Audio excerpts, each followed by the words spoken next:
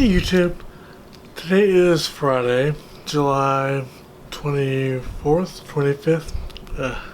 The days just blur together for me anymore.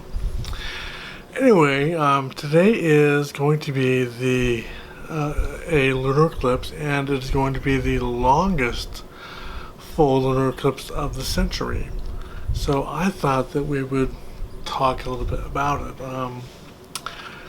Now, it seems as though for a lot of witches that they look upon the lunar eclipse as a time to draw in a more unique form of energy. And I've always been curious about that.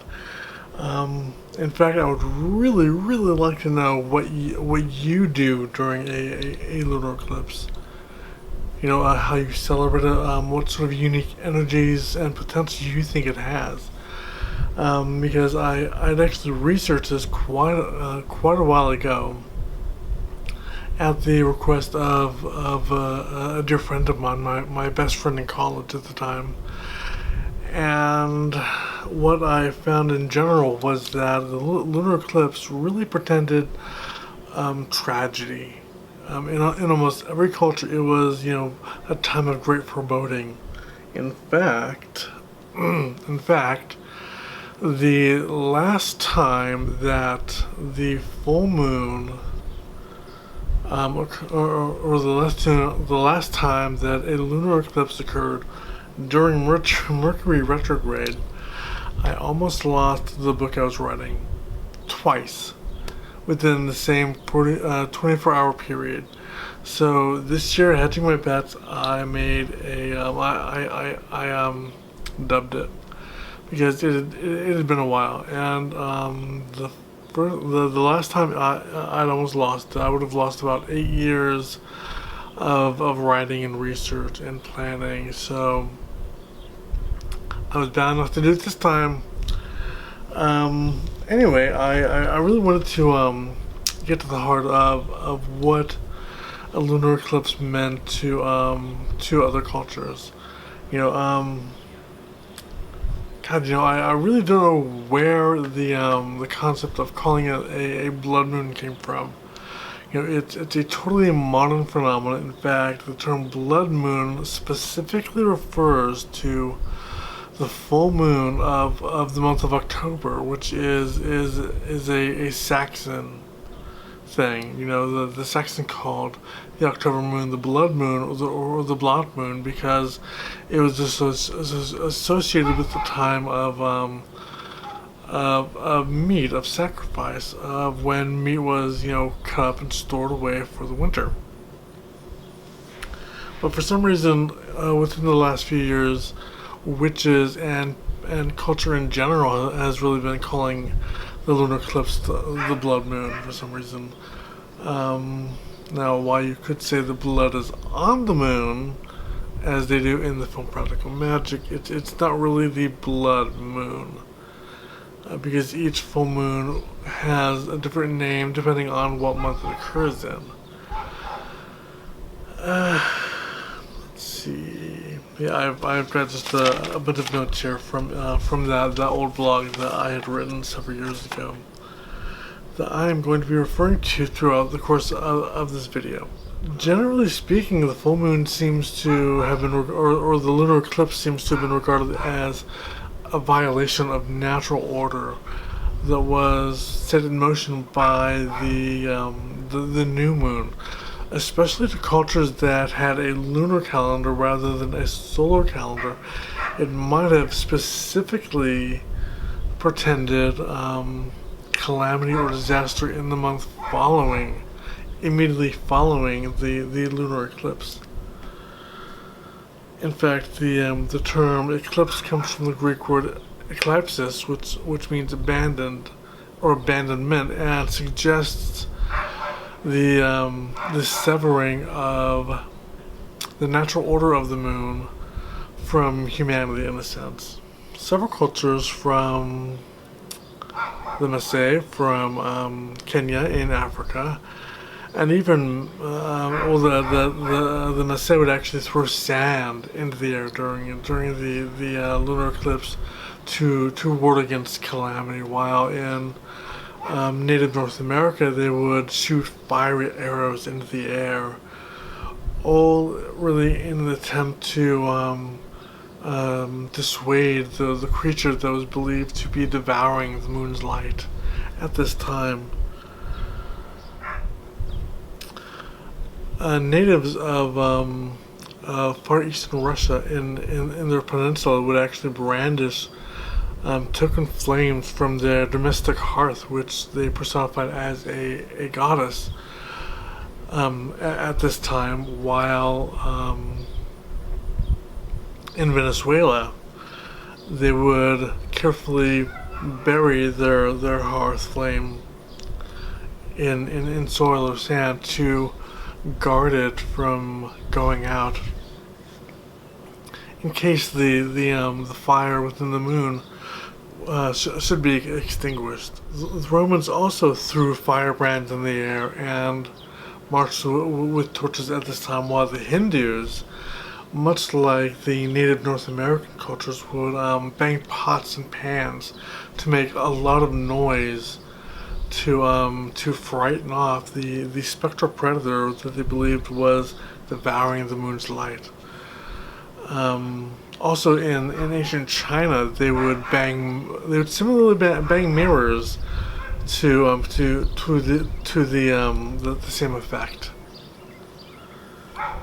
In fact, the Chinese word for eclipse is shi, which means to eat.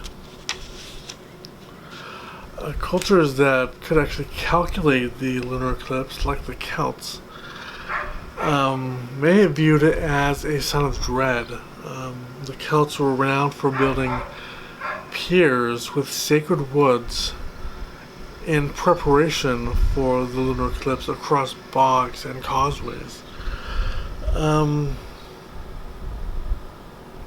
This may have perhaps been to sacrifice the local chieftain, as I've said before, as a sort of violation of natural law, because to the Celts the chieftain represented the sovereignty of the earth. He was its defender in a sense, and it's a literal scapegoat.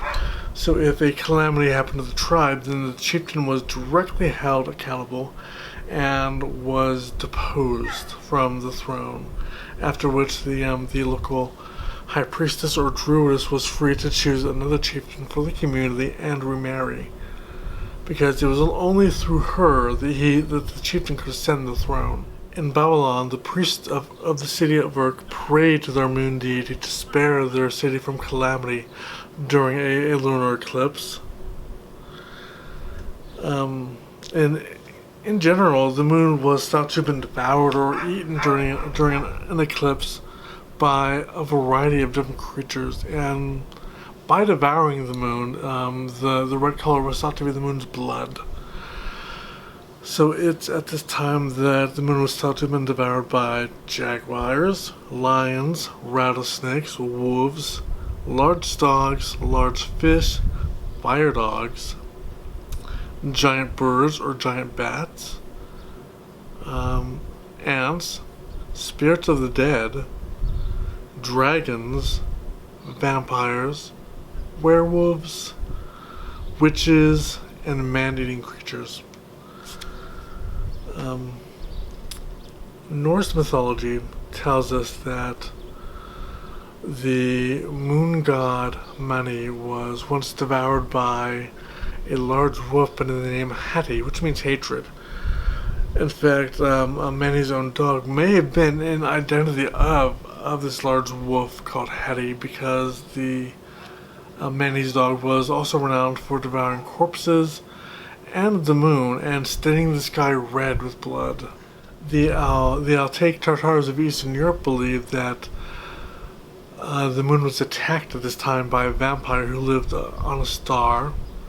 The Romanians believed that the Varkalaki, if one does not spin by candlelight, then the Valkalaki would climb from one spinning thread up to the moon and bite her. Finally, there's a Hindu myth involving the eclipse demon named Rahu, who is believed to be so addicted to Soma's sacred elixir, which is of course his semen, that he regularly follows the moon to drain it of its elixir and its light at this time. So really, the eclipse is really a tumultuous time of fear, dread, of omens that most cultures, regularly fear. In fact, today I even decided to do just a quick tarot reading, and I pulled 3 cards from the ancient Italian tarot, which is the very first deck I owned, and I drew the Chariot,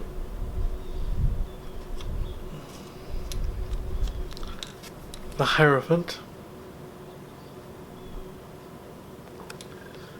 and the Eight of Swords. And what I was feeling from this is that it's going to be a time of momentous change, followed by a period of pedantry, of really following very pedantic rules that have been laid down. But if you should feel trapped in such a situation, you only have to really look around and really analyze the situation to really see your own way out. Because even though you may feel trapped and blinded by the situation at hand, the situation is just behind you. You only have to look for it to escape whatever situation you found yourself in. And from the Victorian Fairy Tarot, I drew the Six of Autumn because I like working with the Fae and seeing what they have to say. And this card really speaks of preparing for winter, of making sure that when winter comes, when tragedy strikes, that you are prepared for what is to come. And before I even drew the card, I was actually in the process of backing up my book on a spare thumb drive, so that if tragedy did strike, I wouldn't be SOL. So before I end, I really would like to ask again that if you have a personal folk custom or a rite, a ritual, a belief that you have about the full moon and using it in magic, I would be extremely interested to know. And you can absolutely post your views down below in the comment section. Remember to like and subscribe, and I will see you again. So until then, keep calm and witch on. If I could recommend only one book on herbal magic until mine is published, it would be this book. So if you need to beg, borrow, or steal for this book, don't listen. I'm just kidding. I don't want to get into trouble for recommending thievery, but